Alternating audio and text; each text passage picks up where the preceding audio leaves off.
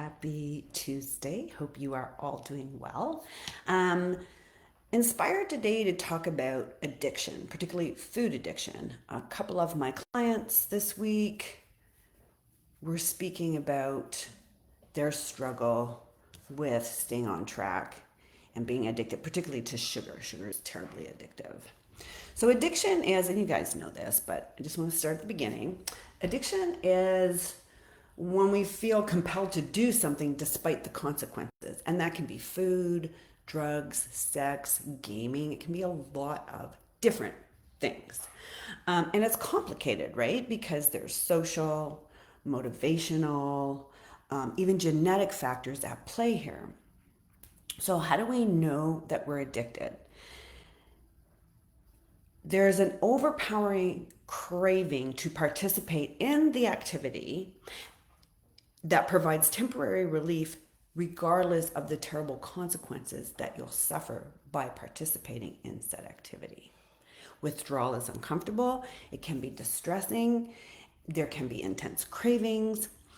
And as I wrote this, you guys, I'm going to share a personal story. I'm a little embarrassed, to be honest, but it fits better at the end when we talk about solutions, and I'll share what I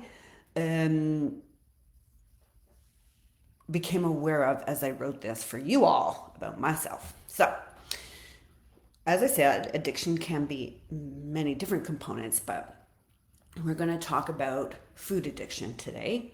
A lot of what I present is based on a precision nutrition blog about addiction, and I will put that link in the comments. So if you want to dive deeper into that, you might find that blog very helpful. Okay, so food addiction. What I should cover first is what it's not. So the occasional cheat meal, not addiction.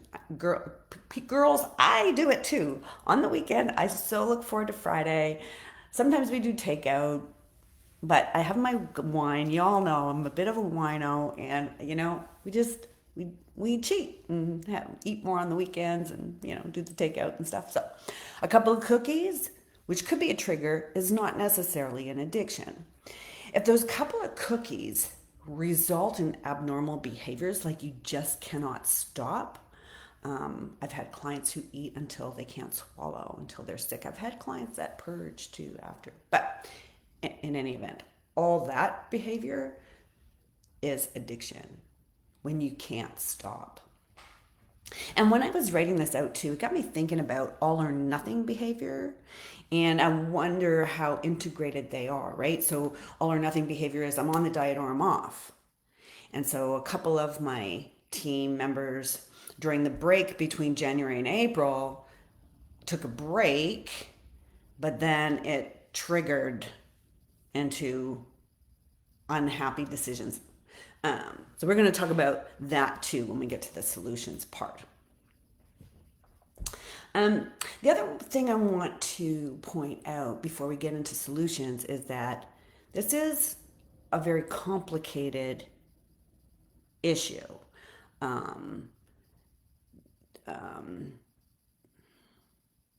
We can't quit. We need food, right? Like if you're addicted to to drugs, alcohol, smoking, there's a cold turkey aspect. With food, there's not. It's still part of our life.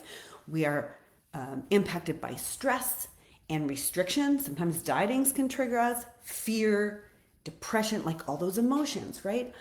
I personally feel that our food behaviors become ingrained habit. I should reword that. Even in the PN post that you'll read, you'll see that they talk about our habits become behaviors, and they actually wear a groove in our nervous system, and so things become automatic. And we're going to talk about that too when we get to our solutions.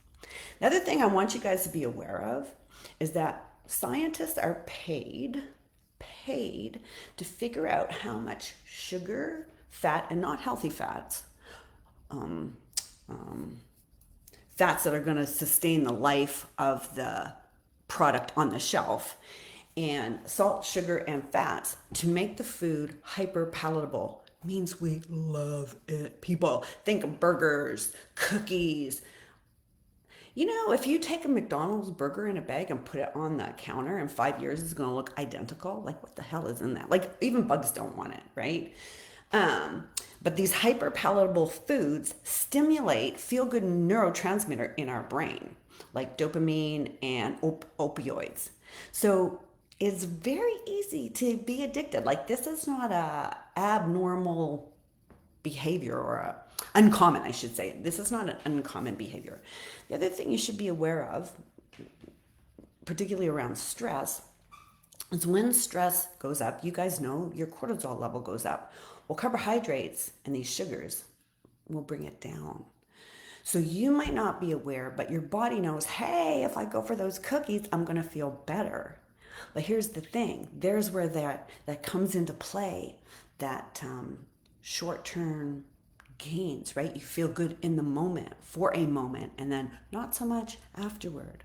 All right, so let's unpack what do we do about this. If you think you're suffering, and the blog will give you very detailed, more details about what it means to be addicted. In fact, they do speak on food addiction, if even restricting and being scared to eat is an addiction. But my team was more eating too much sugar, so I want to focus on that.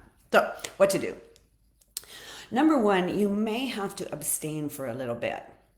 And John Baretti always says, if it's in your home, someone you love, or someone you're just tolerating will eat it, okay? If you have it in your house, someone's going to eat it. So at the beginning, you may have to abstain, but the goal is to change your behavior so that you have control of the food. Because right now, if you're acting in an addictive behaviors, the food is controlling you, and that's a very unhealthy place to be. So clean up your environment, don't have it around. Awareness. And we've talked about some of the awareness, like food scientists. They're like kind of tricking us. So outsmart them, one. The other thing to be aware of, particularly if it's boredom or stress or sadness, depression, sending you to the food doesn't resolve the emotion.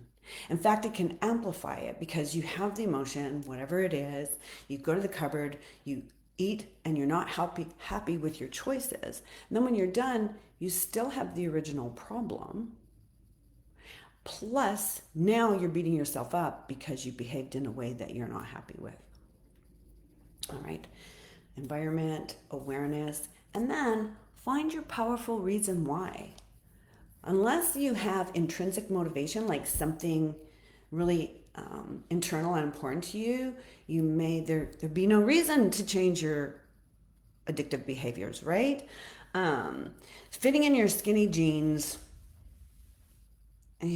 is short-lived. Like it's not going to hold you to the end. It has to be more powerful than that. In fact, I was talking to one of the team members earlier, and she's like, exercise isn't about the way I look anymore. It's how I feel. She's getting older, right? And as you get into your upper years, exercise becomes a means to stay healthy, get up and off the toilet on your own so they don't, the kids are going to put you in a home. Once you can't wipe your own butt, you're in trouble. Anyways, I'm digressing from script here like big time. But your powerful reason why. So you're eating unhealthy foods, too much of them. This is your health, right? So continued, I'll say bad choices. I don't like that word, but unhealthy choices can lead to insulin resistance, can lead to diabetes. Eating lots of unhealthy processed foods can lead to blood pressure and then heart disease. You can obviously weight gain and obesity. And then as you age and your hormones are out of whack, when you gain weight, it just amplifies all those symptoms, guys. This is really, really important that we get a hold of this and move forward in a productive and healthy way. So I personally think it's very habit forming, like those neurons fire and we just get used to it and we want that dopamine hit. So I would suggest for extra credits, look up a book called The Power of Habit by Charles Duhigg. Amazing book. Okay, so he talks about this formation of habits and how our brains work. And he talks about three components to these habits. So the trigger, the routine, and the reward. So let's say in this case, the trigger. I got a 2 week break. They don't think Jenna's watching. Girlfriend, I'm still watching you. She's like, I didn't think you were going to be checking in. Yeah, I am. Anywho, the trigger, be it a stressful day at work, whatever it is for you, it's different for everybody. The trigger, it probably isn't going away.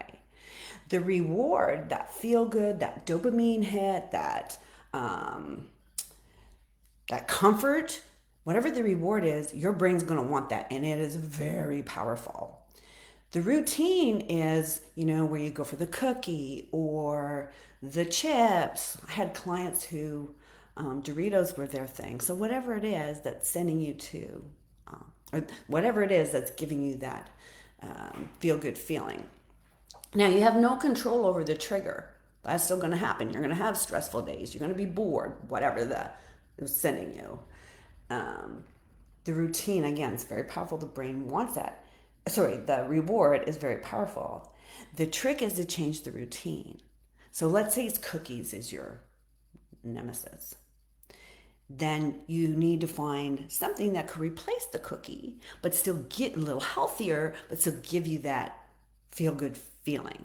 And like I said, in the past when I've coached people, we have had a period of abstinence. So we get clean and then we introduce, controlling behaviors or replacements.